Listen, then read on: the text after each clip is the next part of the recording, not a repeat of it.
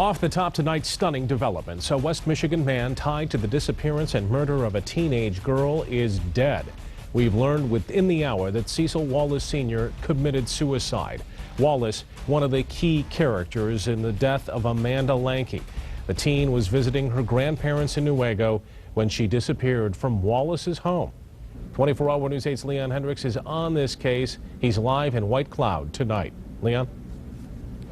Brian, good evening. Cecil Wallace Sr. had been missing for a time. That had been reported by his family. And then this morning, someone, we don't know who, found his body in a remote area here in Newaygo County. Now, we don't know what evidence, if any, authorities had against him in the Amanda Lankey case. We do know that they had considered him to be a person of interest. They told us that several weeks ago when these new charges came out. They said the same thing, though, about his son a couple years back. He was later cleared of any involvement in the case.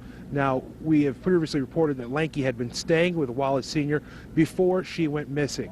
Wallace Sr. was expected here in court for a preliminary exam on unrelated charges not related to the Amanda Lankey case, but he was going to be charged, or he had already been charged with 3 counts of criminal sexual conduct against a person between 13 and 16 years old. He was supposed to get a preliminary exam today where he would have heard that evidence that was against him. We did stop by Wallace's home. Someone came out, presumably a family member, very upset, and he apparently frustrated with what has been reported about Wallace Sr. He said, quote, "Are you happy now about his relative's death? We have tried to get in touch with prosecutors about what this might mean for the Lankey investigation, but they did not return our calls today."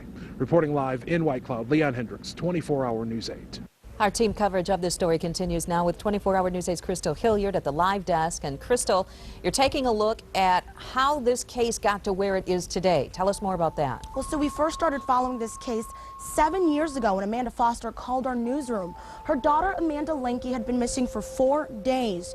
In June 2004, mushroom pickers found her body in the Manistee National Forest. There was blood found in a car that was left behind.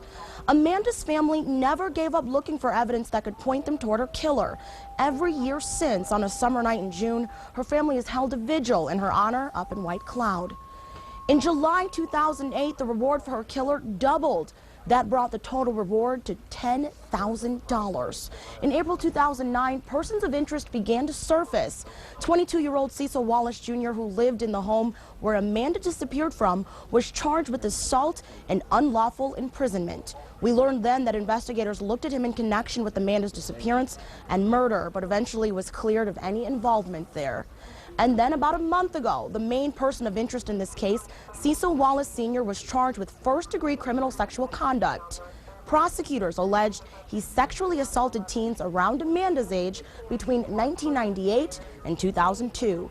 They came across those CSC cases while investigating his connection to the Lankey murder, which leads us to today, where we've learned Wallace Sr. is dead. At the live desk tonight, Crystal Hilliard, 24-hour News 8.